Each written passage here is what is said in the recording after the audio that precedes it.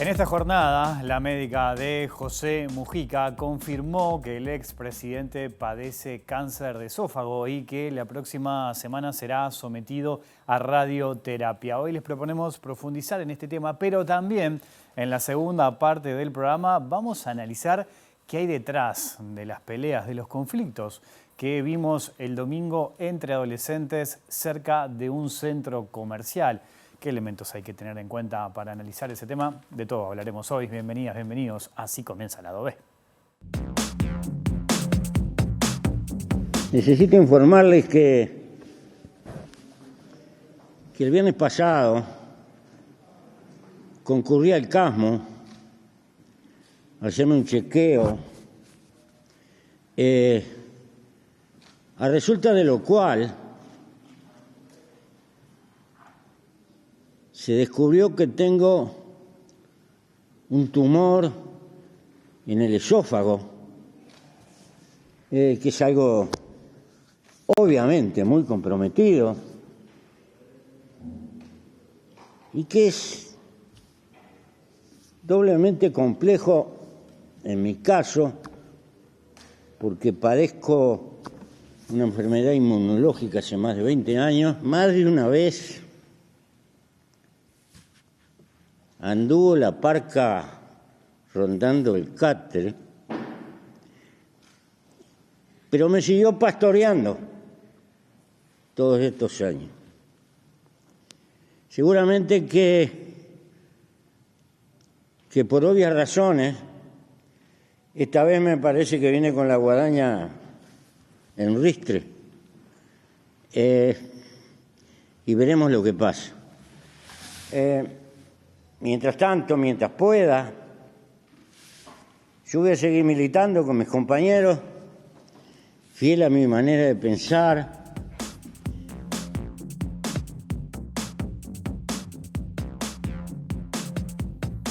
Y este ha sido uno de los temas del día. Ahí lo escuchábamos, lo veíamos al expresidente Mujica en esa conferencia de prensa en la que daba esa noticia. Hoy hubo novedades y por eso me voy al móvil con nuestro compañero Martín Duarte. ¿Cómo andás, Martín? Bienvenido a Lado B. ¿Cómo andás, Wilmar? Buena jornada para vos, para los compañeros. Fresquita noche, te diría, aquí en el centro de la capital. Y como tú decías, un tema que captó la atención no solamente nacional, sino internacional, porque esta noticia, cuando el propio Mujica la comentaba el lunes pasado, bueno, recorrió el mundo a propósito de la salud del expresidente y los datos que iba a arrojar esta endoscopía a propósito del estudio y cuál sería el mejor tratamiento a la hora de encarar la enfermedad. La doctora Raquel Panone en la jornada de hoy dio una conferencia de prensa, decíamos, esto que escuchábamos y veíamos de Mujica fue el pasado lunes, y con esa rapidez se está trabajando y actuando en la salud del expresidente, que en la jornada de hoy lo que aportó la doctora en conferencia de prensa que dio sobre horas del mediodía allí en el local central del MPP, tiene que ver en particular, por un lado, con el diagnóstico. Se confirmó un cáncer maligno localizado justamente en el esófago bajo, pero la buena noticia en torno al diagnóstico es que no se verificó comprometido otros órganos, o sea que el cáncer no hizo metástasis.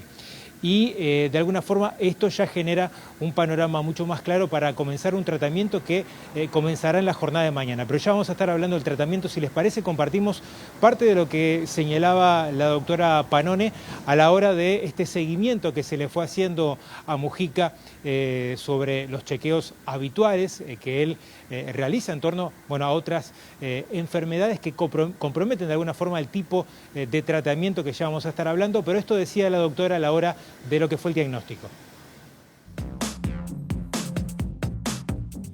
Pepe tenía unas molestias no demasiado importantes a nivel del tubo digestivo, por lo que me consultó el 15 de abril. Y luego de eso, el viernes pasado, hicimos una endoscopía digestiva. El resultado de esa endoscopía digestiva mostró que tiene un tumor a nivel del esófago. un tumor a nivel del esófago inferior. Ese tumor de esófago, el viernes cuando hicimos la endoscopía, por las características que se vieron en la imagen y por la buena técnica de la colega que hizo el estudio, teníamos la alta sospecha de que fuera un tumor maligno. Evidencia que demostró la anatomía patológica. Pepe tiene un cáncer de esófago. Eso también lo resalto porque nos cuesta a veces ponerle nombre a las cosas y tenemos algún eufemismo con la palabra. Él tiene un cáncer de esófago. Aparte de eso, de esa evidencia que ya tenemos por la anatomía patológica, hicimos otros estudios, una tomografía y una ecografía el martes pasado, lo que mostró que no tiene ninguna lesión en otro órgano. O sea, esta lesión está circunscripta al esófago, no tiene compromiso de otro territorio. Por esta evidencia, por el tipo histológico que tiene, el tipo del tejido que tiene esta lesión y por esto que les acabo de explicar de la tomografía, estuvimos evaluando las posibilidades de tratamiento.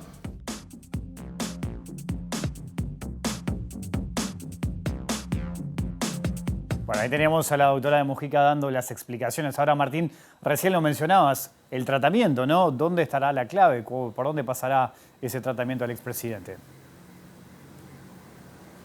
Bueno, allí la doctora y el equipo médico que está trabajando con Pannone evaluaron 3 tipos de escenario.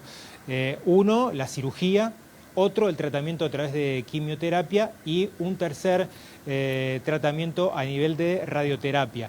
Dentro de la valoración que se hizo, teniendo en cuenta muchos factores, la enfermedad inmunológica que ya padece el expresidente hace 15 años, además de la edad, ella hace referencia a los 89 años de Mujica, han llevado a que la radioterapia sea el tratamiento elegido justamente para el abordaje de la enfermedad y el que mayor eficiencia tiene también ante este tipo en particular de cáncer que está localizado, y también para la edad que tiene el expresidente. Se hablaba que también la edad pasa a ser un factor que juega a favor a la hora de lo que es la evolución fisiológica, incluso hasta del tejido, y que permitirían, por un lado, ponerse 2 focos a la hora de lo que es tratar de llevar adelante el tratamiento. Uno, la posible cura, y por otro lado, el otro camino es tratar de que sea la mayor sobrevida posible a propósito de el tratamiento y el padecer justamente este tipo de cáncer. En cuanto a la radioterapia, se va a llevar a cabo en la clínica que lidera el doctor Álvaro Vázquez, hijo del presidente Tabaré Vázquez. Ya en la jornada de mañana va a tener una evaluación el propio Mujica para identificar exactamente el lugar donde se debe aplicar esta radioterapia, que consistirá en sesiones diarias de entre 5 y 10 minutos, donde Mujica va a asistir al centro. Es ambulatorio el tratamiento, por lo cual le va a permitir, y es uno de los factores que también la propia médica evaluaba, a la hora de considerar otros factores, además de la salud, es que el propio Mujica siga activo, que pueda sobrellevar en este caso el tratamiento junto a Lucía, y que le permita estar también participando, ¿por qué no?, de la campaña, en la medida de que se sienta bien. Pannone hacía hincapié que este tratamiento puede aparejarle estar más cansado. Se recomendó también que la población, obviamente Mujica es una persona muy querida, tratar de evitar los abrazos, el contacto, justamente por lo que es, en este caso, poder afectar el tratamiento. Pero de esta forma la doctora Pannone explicaba justamente lo que comenzará esta etapa que se abre a partir ya de mañana, con esta evaluación, identificación de dónde está localizado específicamente el tumor, para ya la próxima semana comenzar los tratamientos de radioterapia. Estos hechos, fundamentalmente los 89 años, alejan la posibilidad del tratamiento quirúrgico. en este momento. Nada es nunca ni siempre, en este momento. Esto también aleja la quimioterapia y nos quedamos con la radioterapia. El tipo histológico que tiene esta lesión es la que más se beneficia con la radioterapia, lo que es una buena noticia. Empezamos a decir cosas buenas. Dijimos lo bueno del tipo histológico, lo bueno que no tiene lesiones en otros órganos y lo bueno que tenemos tratamiento para él. Ese tratamiento se va a empezar en los próximos días y a pesar de tener muchísimas ofertas de prestigiosos centros de todo el mundo, y fueron realmente muchos y muy importantes, decidimos con Pepe y con Lucía y con el equipo de colegas a los que consultamos, porque yo soy la vocera, pero en realidad otros médicos también participaron en estas decisiones desde su especialidad. Decidimos que la radioterapia se va a hacer en Uruguay. Tenemos las condiciones técnicas para hacerlo y para tener un buen resultado. Separar a Pepe durante más de 40 días de Lucía, de la chacra, de la militancia y de los compañeros es algo que sin duda nos va a jugar en contra en la recuperación. Necesitamos tener todo lo que ayude a que él se mejore y a que él pueda seguir adelante con su vida. ¿Cuál es el objetivo máximo? Por supuesto, todos deseamos la curación. ¿Cuál es el objetivo intermedio? Que tenga una larga sobrevida y una buena calidad de vida. En eso nos vamos a esforzar.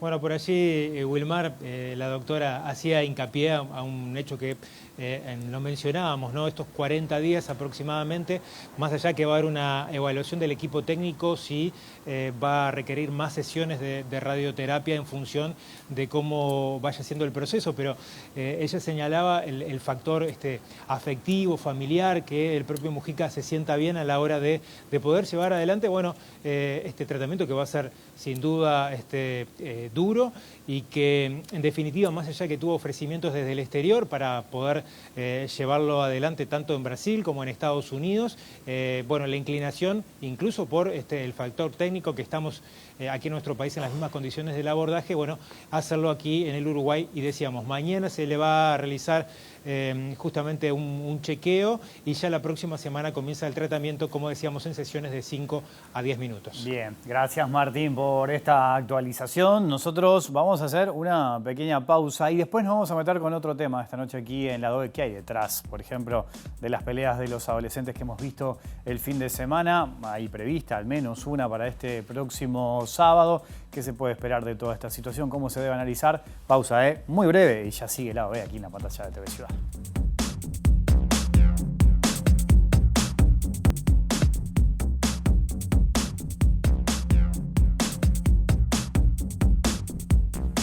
Seguimos en vivo en Lado B, aquí en la pantalla de TV Ciudad, y ahora les propongo meternos en otro tema de actualidad, o otro de los temas que está presente en la agenda en estos últimos días, que nos ha generado mucha preocupación y tiene que ver con estos inconvenientes, estas peleas que se han dado con los adolescentes, con algunos adolescentes, el domingo en un centro comercial. Antes de presentar a los invitados, a las voces calificadas que vamos a estar disfrutando esta noche, les propongo ver este tape.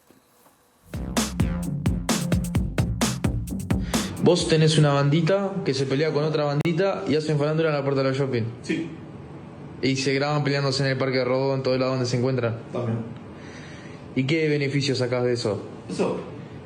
Claro, los giles. Un par de... Claro. Claro. Viseras, ¿qué más? Campeones, chaqueta sala. Y a ese pibito que le pegaron en el muro que decía, ¿por qué te tengo que pelear? Andante, porque es gil. Simplemente porque Gil. Sí. Y tipo, lo grabaste y tu amigo le pegó así de una. Sí. Y nada más. Son giles los bizarritos. Ah, ¿ustedes de dónde serían? Nosotros Sí. somos la banda del Chepe, somos de todos lados. De todos lados. Y los otros son solo del Cerrito. Y los otros son de todo el otro Montevideo.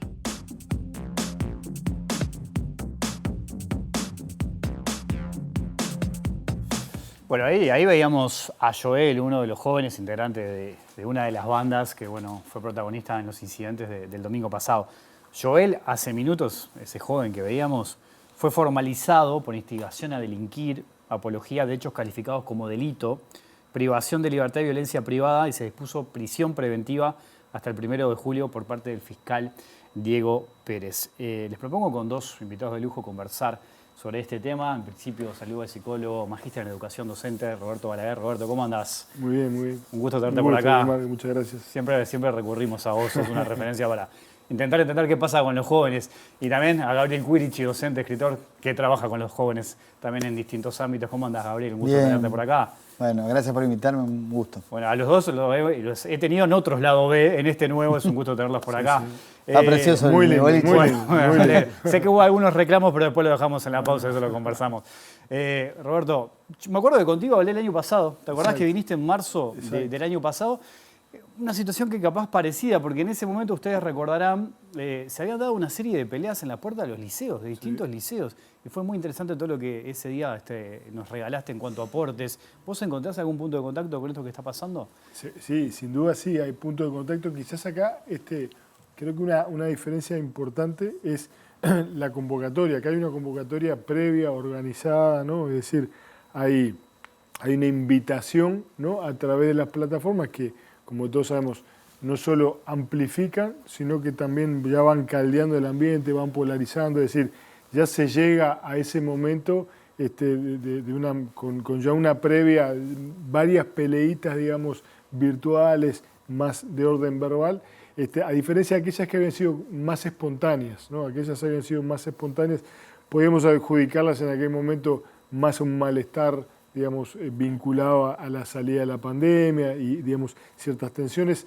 Acá parece ser una cosa mucho más territorial y mucho más de ellos y nosotros, ¿no? De marcar esa diferencia entre somos de la banda de fulano, mengano, y los otros son de acá, allá, pertenecen, ¿no? Y por tanto, digamos, tenemos derecho a hacer tal o cual cosa, y lo hacemos en un escenario donde además eso, digamos, toma visibilidad y donde se sabe además que una vez que se organiza eso y la gente va a haber como una tercera capa de esto que es, bueno, todo eso se va a viralizar, ¿no? Y va a ir de alguna forma marcando tendencias, va gestionando y va gestando identidades, lo cual termina siendo, como en el caso que vemos de repente ahí, termina siendo contraproducente, ¿no? para esos protagonistas que, digamos, a la búsqueda de esa posible, supuesta identidad, bueno, termina esa propia identidad jugándoles en contra, de alguna forma minimizando, ¿no? Y no entendiendo el alcance que tienen las redes sociales, que no es un mundo paralelo, invisible, oculto a la mirada adulta y de la justicia, ¿no? Eso creo que en este caso queda más que claro. Gabriel, ¿dónde pones el foco?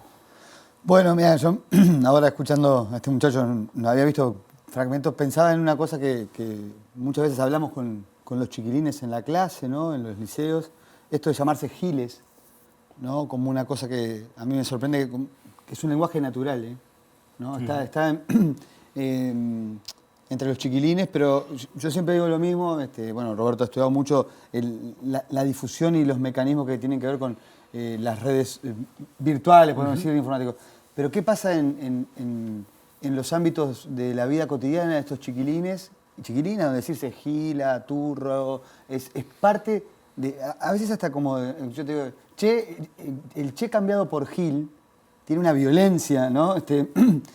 Naturalizada, que a mí lo que, no solo a mí, creo que a todos nos tendría que preocupar, es dónde están esas violencias latentes, ¿no? En los contextos que llegan a la puerta de los liceos, a las aulas, pero que también los viven con las hinchadas, los viven en otras cosas que les ofrece el mundo de las redes sociales, porque muchas veces los influencers se hacen picantes porque se retan y se citan a duelos, o las series que son de moda son las de los vínculos más violentos, asociadas al mundo del narcotráfico. Yo me acuerdo hace muchos años cuando era, qué fenómeno, la serie Pablo Escobar. Es decir, la sociedad en muchas dimensiones, ¿no?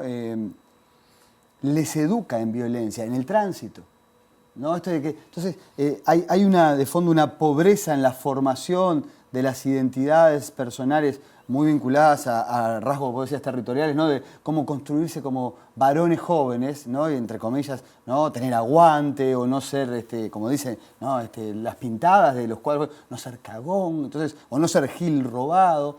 Eso que se naturalice, después tiene estas expresiones, pero me parece que hay una responsabilidad social también de fondo, ¿no? Que, bueno, como profes y la gente de la educación nos preocupa mucho tener equipos que les acompañen, que vean otras alternativas, ¿no? Y también hay responsabilidad en lo mediático, en lo comunicacional, en las dirigencias deportivas. Esto, me parece que hay un tema ahí que como sociedad nos tiene que preocupar sin achacárselo solo a los jóvenes. Tocaron un tema interesante los dos, que es el tema de la identidad, la fijación de identidad, que en esta etapa de la vida es clave. Es decir, soy esto y me diferencio de vos por esto y por lo otro. Esto también condiciona lo que venimos conversando, ¿no? Claro. Creo que un poco lo que dice Gabriel es que de repente vos tenés diferencias, ¿no? Tenés diferencias en chiquilines que tienen posibilidades de adquirir diferentes identidades, ¿no? A través de distintos tipos de actividades, ¿no?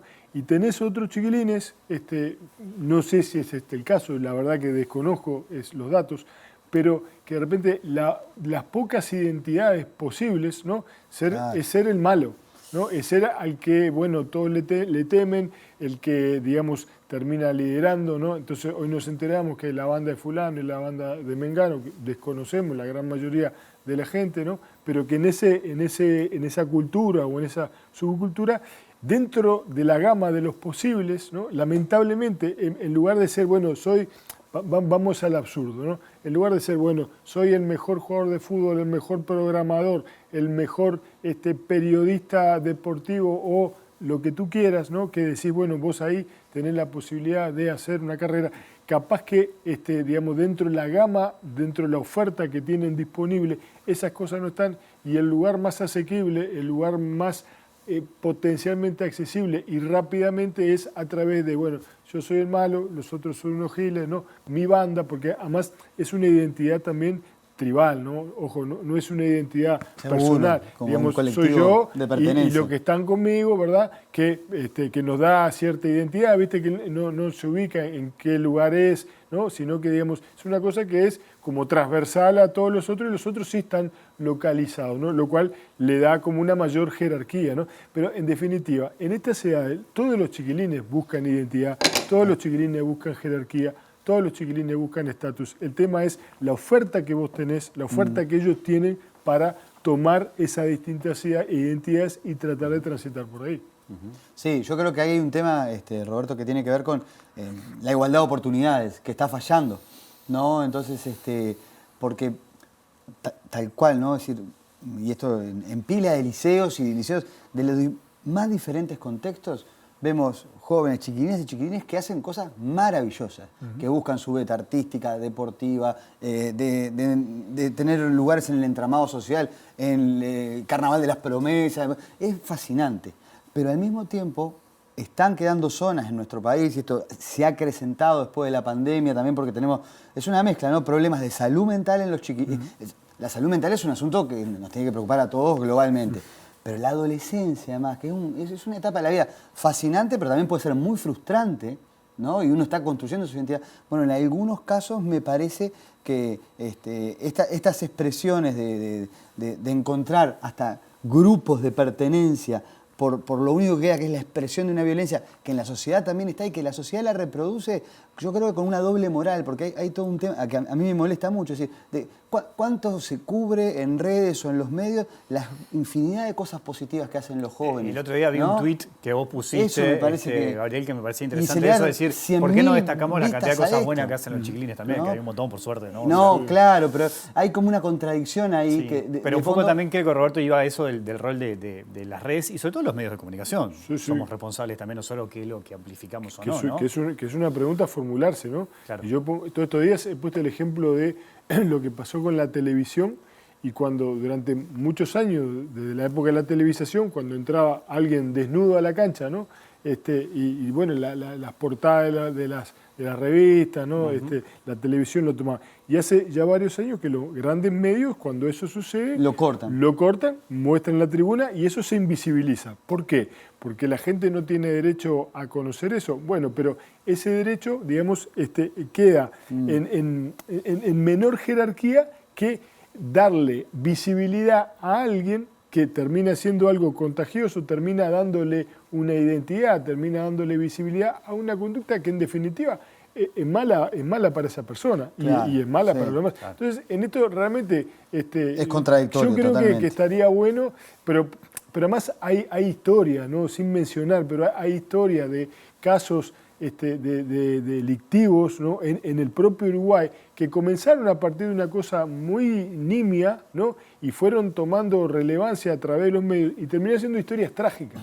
¿No? Entonces, sí, yo no digo que esto vaya a suceder, pero me parece que no colaboramos como adultos al darle visibilidad a estas cosas, teniendo muchas otras cosas mucho más interesantes, sí, mucho más importantes, ¿no? Y sobre todo que le puede dar muchos más frutos a los jóvenes. Sí, yo creo que es un tema súper complejo, ¿no? Porque no darle visibilidad, comparto que es como una suerte de paliativo para que no crezca una cosa que está también muy estudiada, que es el efecto espiral de la violencia, ¿no? Porque empieza por una pavada, una cita, un desafío y puede terminar bueno, porque además los comportamientos colectivos en estos eventos pueden llevar a cualquier cosa, ¿sí? Porque es increíble la gente que va a filmar las peleas y que después no sé qué y termina en la pavada. También pasan cosas muy tampoco dramaticemos todo, porque el muchacho que llegó al policía en la moto al final porque se perdió el caballo. Pero también se pueden propasar en su acción supuestamente preventiva los efectivos policiales y es un desastre, ¿no? Y después, porque la espiral de la violencia no es solo lo que pasa con los chiquilines, comentaristas de redes diciendo mano dura y que no sé cuánto, que agravan también, es una segunda violencia, cuando creo que o sea, no habría que dejar de informar sobre esto, pero informar yo creo que lo que tenemos que demandar es con un criterio pedagógico. Realmente yo no conozco a este muchacho, yo voy a decir al que sea, a mí no me interesa que se pudra en el CONCAR, porque tampoco arreglamos nada con eso. Me gustaría que pensemos, bueno, con los elementos que plantea Roberto y tantas otras personas y educadoras, y no solo de los liceos, hay mucha gente muy valiosa. ¿Cómo hacemos para que estos chiquilines puedan vivenciar más ofertas de proyectos de vida creativos y positivos y que no se queden en el lugar de la pulsión de la violencia? Y ahí hay una responsabilidad de la sociedad. Yo siempre digo que para mí es un ejemplo que me hizo pensar mucho. Me acuerdo un cuento de Eduardo Galeano sobre las colectividades zapatistas allá en los años 90, ¿no? Cuando había comunidades muy pequeñas, pero cuando había un robo, un problema de violencia, en vez de castigar al autor, se reunían para pensar qué nos está pasando como colectividad que hay en Roba. Yo creo que siempre tenemos que, y esto no es trasladarla, pero hacerse el buen pensante, pero no podemos estar diciendo, bueno, se soluciona con más palo, porque más palo es más violencia, ¿no? Y reproduce, o sea, en Uruguay, siendo una sociedad a la mano, 3 millones de habitantes, no tenemos, le parece un reclamo corporativo, pero que invertir más en educación de los adolescencias, es más tiempos, que no estén ociosos, ¿no? Que tengan más deporte, pila de cosas que cuando vemos que ocurren, las chiquilinas y los chiquilines son recreativos, ¿no? Son el futuro. Y entonces me parece que ahí hay que trabajar con otro cuidado nuestra educación a futuro. Quizás esta pregunta que voy a hacer pueda llegar a tener un componente más sociológico, ¿no? Pero digo, la convocatoria de estas dos bandas a pelear se da en un centro comercial, ¿no? Se da en un shopping. Y uno puede pensar que un centro comercial, bueno, es sinónimo de poder de compra, riqueza. Y en esto de los chiquilines, de ese sentido de pertenencia o querer pertenecer, muchas veces dicen, bueno, si no tengo determinada marca de championes, no pertenezco. O el gorro, ¿no? O productos de ese estilo. ¿Cómo lo ven eso? Porque también estamos hablando de chiquilines que muchas veces se pueden llegar a unir a una banda que va a pelear por ese simple hecho de decir, bueno, pertenezco y no quedo fuera de un sistema. Y capaz que también estamos hablando de población vulnerable, ¿no? Que ve que para poder ser exitoso tiene que acceder a determinado objeto, ropa, lo que sea, en un mundo capitalista. ¿Cómo lo encuentran eso? Yo creo que habría que pensar realmente, ¿no? Si el lugar no es más bien como un lugar, digamos, donde se sabe que va a ser visible, ¿no? Es decir, esto probablemente... Como tribuna, decís vos. Sí, sí, claro, no lo veo tanto por el lado del consumo como por el lado, digamos, de que sea visible. O sea, no nos vamos a juntar en un lugar que no nos vea nadie, porque acá parte de la importancia es que nos vean, que nos filmen, ¿no? que aparezcamos de alguna forma, ¿no? Y lo otro es que lo curioso acá es que estamos hablando de grupos que en realidad son bastante parejos, pero en los cuales, digamos, se da ellos y nosotros, ¿no? Porque acá no es que le van a ir a sacar a los chetos, ¿no? O le van a ir a sacar a los ricos. Acá es entre grupos de pares en los cuales unos son giles y los otros no son giles, ¿no? Esa es la línea divisoria, ¿no? Es como el Nacional Peñarol, donde Nacional, las canciones que le canta a lo Peñarol son exactamente las mismas que le canta a lo Peñarol a lo Nacional. En esa cosa, digamos, tan antropológica, ¿no? Y tan arraigada, y que las redes lo han hecho con más fuerza, de dividirnos en ellos y nosotros. Sí. Y el ellos y nosotros es Nacional Peñarol, o gobierno oposición, y todas las Trump-Biden y todas las combinaciones que vos quieras. Lamentablemente las redes, en ese sentido, han sido nefastas porque han polarizado muchísimo más, ¿no? Y hacen que las apuestas sean cada vez más altas y por lo tanto, en lugar de ser un lugar en el cual, bueno, vos podés convivir y coexistir con otros y llegar a síntesis y acuerdos, es un lugar donde cada vez te polarizas más. Sí, yo creo que hay un punto ahí que también está para pensarlo, y comparto la preocupación por las polarizaciones, las redes ni que hablar, pero a nivel cognitivo, afectivo, de formación, me parece que es una de las cosas que tenemos que superar y encontrar más complejidad y diversidad para justamente aferrarnos más a lo bueno de la vida. O sea, y no es por un mensaje, yo no me quiero hacer, pero tiene que haber un mensaje también. En la vida hay cosas muy lindas para disfrutar. Son jóvenes, son gurises.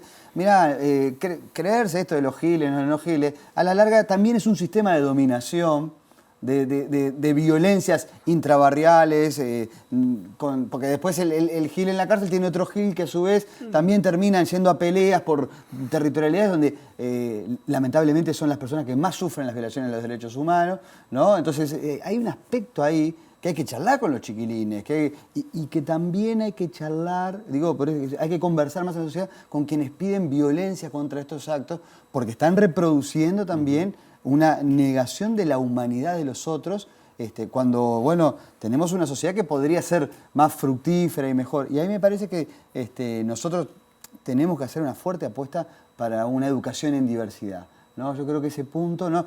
Un análisis más crítico, constructivo de las redes sociales, más oportunidades para los chiquilines, ¿no? Y tener en cuenta que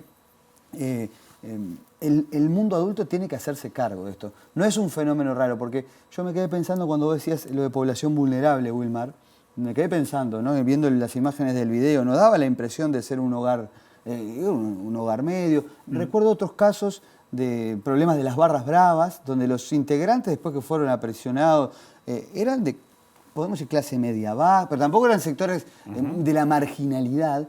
Y sin embargo, yo lo que creo que sí son vulnerables en términos de una construcción socioafectiva de sus proyectos de vida, que están muy apegados a la respuesta violenta, ¿no? Y sobre esas vulnerabilidades hay que trabajar colectiva y socialmente. Y no puede ser, yo insisto con esto, que los liceos tengamos un psicólogo o una psicóloga para 500 chiquilines. Bueno, eso Roberto lo sabe muy bien, ¿no? En el caso, cuando tenemos... La otra vez yo hay. estuve en Melo con lo del libro, prestar el libro, y vino, fue un evento precioso en la ciudad de Melo, y vino la psicóloga de todo el departamento de Cerro Largo para secundaria. Es el único cargo que hay. Entonces, a veces también en la sociedad, ¿qué pasa? ¿De dónde salieron estos muchachos? Bueno, si tenemos una sociedad que no invierte más profundamente en diversidades, en acompañamientos, pasan estas cosas y podemos evitarlas, ¿no? Claro. Y podemos darle una oportunidad a Joel y a todo, al Chepe, todo, de que vivan muchas cosas, y creo que también hay que cambiar los discursos deportivos, ¿no? Siempre hemos hablado alguna otra vez, es decir, tomemos la senda del maestro Tavares y vivir el deporte como una máxima competencia humanista, reconociendo al otro, ¿no? Tenemos de qué agarrarnos también. Yo creo que el apocalipsis no existe. Sí, hablamos de adolescentes, pero están publicando los compañeros del informativo de MB de Noticias que hay otro mayor de edad involucrado en la organización de las peleas en el nuevo centro shopping. Está denunciado por abuso de una menor, además de realizar estafas clonando tarjetas de crédito, cometer rapiñas y hurtos.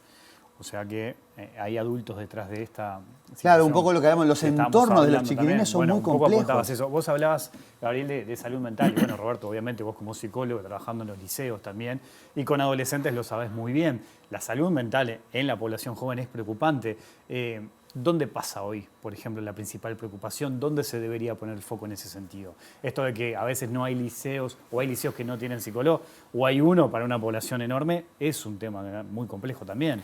Absolutamente, absolutamente. Y de vuelta, y otra cosa, o sea, sería altamente deseable que hubiera psicólogos en todas las instituciones educativas.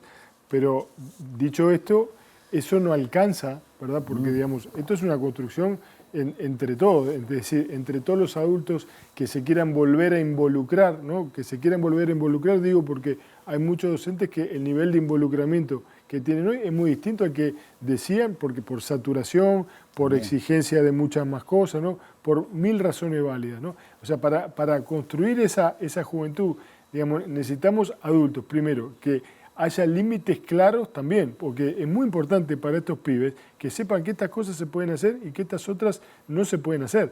Y que si vos tomás el riesgo, ¿no? De hacer un video y subirlo, ¿no? Bueno, sabés que te estás exponiendo a que la ley no te va, digamos, te va a considerar, y más si sos un adulto. Y acá hay una cosa que es curiosa, porque decimos, bueno, pero tenés 18 años, 19, mire, la juventud termina básicamente 28, 29 años, es decir, en todo ese proceso donde vos estás, incluso hace unos años en Europa estaban reconsiderando la posibilidad de subir la edad de la adolescencia o adultescencia, como llaman algunos, a 36 años. No maduran más. No se van más de casa, ¿viste? Es otro tema. Quiero un nido vacío, ¿viste? Por favor, ¿no? 36 es mucho. Sí, pero estaban planteando eso, ¿no? Entonces, digamos, 18, 19 es algo, es un acuerdo, digamos, que hacemos las personas, pero los chiquilines hasta pasados los 20 no terminan, digamos, de desarrollar su identidad, no terminan de definir un montón de cosas y bueno, y tras pandemia, tras todo lo que se sufrió, vos tenés una cantidad de malestares que están por ahí que hacen que, bueno, rápidamente la mecha se encienda mucho más rápidamente que en otros tiempos. Entonces, cualquier cosita, Gabriel decía lo del tránsito, exactamente, o sea, chocan dos y ya se bajan, ¿viste? Se bajan a ver quién es dobla más la rotonda. ¿Quién es el Gil? Y de repente uno es abogado y el otro profesor de moral y cívica. Ajá, yo creo que hay un tema, mirá, yo tuve la chance un poco para estudiar la historia del fútbol que hemos conversado otra vez en Línea de 3. ¿Estás extrañando Línea de 3? La extraño mucho. ¿Estás extrañando Línea de 3? Ahí no, hay un autor argentino muy bueno, se llama Frinderberg, Julio Frinderberg, que estudia el origen del fútbol en Buenos Aires y la construcción de las masculinidades de 1900, el tema de la esquina, el territorio, la hinchada, el cuadro como un primer nosotros, ¿no? Y, bueno, yo creo que hay elementos de aquello para el presente que son muy útiles, sin que sean únicos, para pensar cómo hoy en día, ¿no? Estas masculinidades también deben ser acompañadas y hay que ofrecerle alternativas. No sos menos varón por reconocer que el hincha de otro cuadro puede ser feliz cuando vos perdiste. Tranquilo, vamos arriba, ¿no? Pero esto tiene que ver también con otra cosa que muchas veces también porque es cierto que se integra a colectivos, pero yo me acuerdo del trabajo de Hannah Arendt, ¿no? Sobre los totalitarismos. Hay un grado de atomización social donde vos, la atomización es el caldo de cultivo para los totalitarismos. Vos terminás siguiendo una causa de forma irracional y negando la humanidad de los que no piensan como vos, ¿no? Entonces, toda esta sociedad del hiperconsumo, hiperemprendedurismo individual, que capaz yo no puedo lograr nada y no me prestan tiempo mis pares o mis adultos, salvo un loco que en el barrio está haciendo manganeta con las tarjetas y es medio pícaro y me llama. Entonces yo de repente puedo ser destacado porque logro muchos likes haciéndome el pesado, ¿no? Y hay una sociedad ahí que en realidad, en definitiva, es responsable de esto, ¿no? Entonces yo creo que tenemos que trabajar también sobre, no sé, algunos valores a compartir, no a imponer, en donde haya más eventos solidarios, más cosas colectivas, recuperar cosas que en Uruguay son bastante caras, ¿no? Es decir, a nuestra identidad común en diversidad. Y eso también hay que exigirlo. Yo creo que es una parte de lo que dice Roberto, bueno, hay límites por la ley, sin duda, pero también hay límites en lo que termina siendo una distorsión para una construcción de una comunidad. ¿No? No podemos vivir peleándonos por el tránsito. Y los adultos tienen que hacerse cargo también. Yo solamente quiero cerrar con esto porque no quiero que parezca una demanda para la institucionalidad educativa. Precisamos más psicólogos, equipos multidisciplinarios, precisamos acompañamiento para los docentes. Charlar con los gurises de estos temas es re interesante, pero es complejo, ¿no? Pero también precisamos que los padres, las madres, tíes, abuelos, tengan más tiempo con los chiquilines. Pues la gente está trabajando a veces, no solo hay multiempleo docente, entonces ellos están muy solos. Ese es un punto clave también. En el cierre me acuerdo, Roberto, algo que me dijiste el año pasado que me quedó marcado cuando hablábamos del bullying, ¿no? Me dijiste, para que el bullying funcione, tiene que haber una tribuna que festeje. Seguro. Tiene que haber otro que festeje lo que estoy haciendo. Si no festejo, no hay bullying. No. Y eso es un poco el compromiso de lo que hablamos de todo, lo que tenemos que hacer, todo lo que estamos metidos en esto también. Por eso son esos lugares masivos donde hay posibilidad de audiencia, donde hay posibilidad que a mí me ratifiquen que yo soy más malo que los otros supuestos malos, ¿no? Que yo no soy Gil, porque en definitiva, cuando yo digo Gil, yo lo que más busco es no ser Gil yo, ¿no? Entonces, todas esas cosas de mecanismos proyectivos que se ponen en los grupos, ¿no? Que tratan, digamos, de ponerle al otro todo lo malo, ¿no? Y yo quedarme con lo bueno, son mecanismos muy arcaicos, ¿no? Muy arcaicos, que no funcionan, que no terminan siendo integradores, ¿no? Y que a la postre a vos no te permiten crecer porque todos llevamos un Gil dentro.